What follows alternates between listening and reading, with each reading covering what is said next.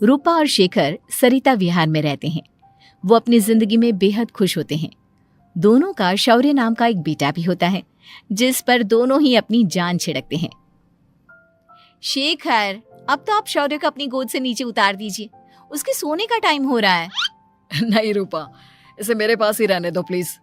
मैं थोड़ी देर में इसे बिस्तर में सुला दूंगा। लेकिन कल सुबह आपकी ऑफिस में मीटिंग भी तो है ना, और इसके लिए आपको कल जल्दी भी तो निकलना होगा। जाइए, आप भी जाकर सो जाइए। क्या यार, अभी तो मेरी गोद में आया था मेरा बेटा और तुम उसे लेकर जा रही हो। बाद में कर लेना अपने बेटे से प्यार, अभी जाकर सो जाइए। रूपा शेखर से शौर्य को ले रही होती है कि तभी शौर्य रोने लगता है।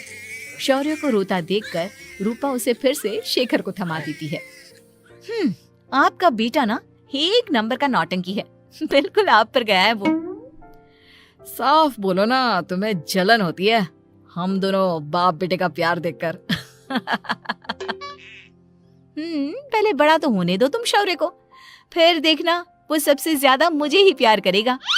देखते हैं।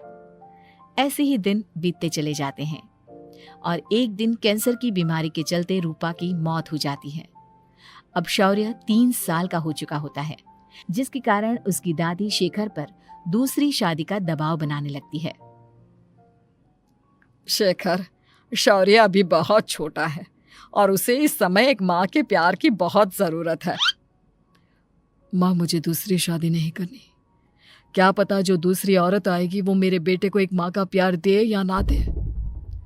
तो रूपा की छोटी बहन वैशाली से ही शादी क्यों नहीं कर लेता?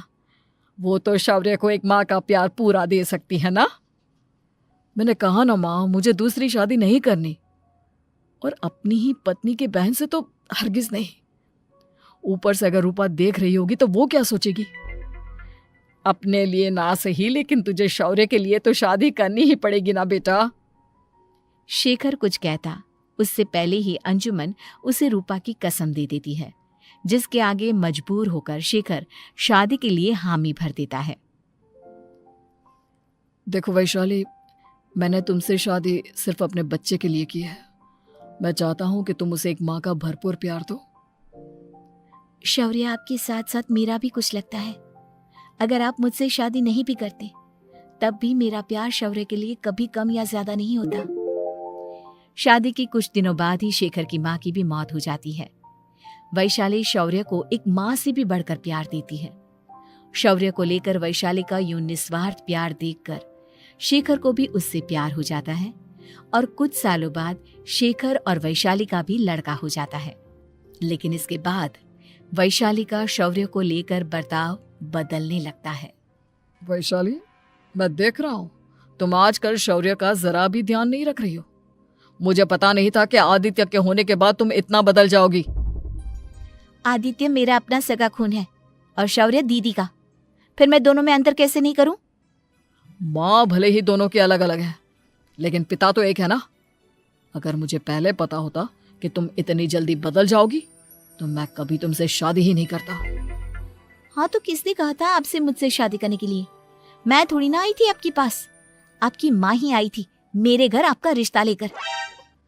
वैशाली, मुझे तुमसे ऐसी उम्मीद नहीं थी। गुस्से में शेखर अपना पैर पटकता हुआ शौर्य को वहां से लेकर चला जाता है। पापा, मम्मा मुझसे प्यार क्यों नहीं करती? क्या मैं उनका सगा बेटा नहीं हूँ इसलिए मुझसे प्यार नहीं करती? मम्मा नहीं करती तो क्या हुआ बेटा, पापा तो करते हैं ना आपसे प्यार। कुछ दिनों के बाद, आज तुझे खाना पीना कुछ नहीं मिलेगा, चल चुपचाप से अपने रूम में जाकर सो जा। माँ, अब भाई को खाना क्यों नहीं दे रही हो? बेटा तू आराम से खाना खा, इस नालायक की चिंता मत कर। एक दिन खाना नहीं खाएगा तो मर नहीं जाएगा ये। अगर भैया नहीं खाएंगे तो मैं भी नहीं खाऊंगा। तू अपने भाई का भक्त क्यों बन रहा है? ये तेरा सौतेला भाई है, सगा नहीं जो तू लक्ष्मण बन रहा है। माँ, आपको इतना भी नहीं मालूम? श्री राम और लक्ष्मण सगे भाई नहीं थे। श्री राम माता कौशल्या और लक्ष्मण माता सुमित्रा की कोख से जन्मे थे। दोनों के सिर्फ पिता एक थे लेकिन माँ अलग थी। मुझे ज्यादा ज्ञान देने की जरूरत नहीं है, ये सतयुग और त्रेता युग नहीं है, समझे?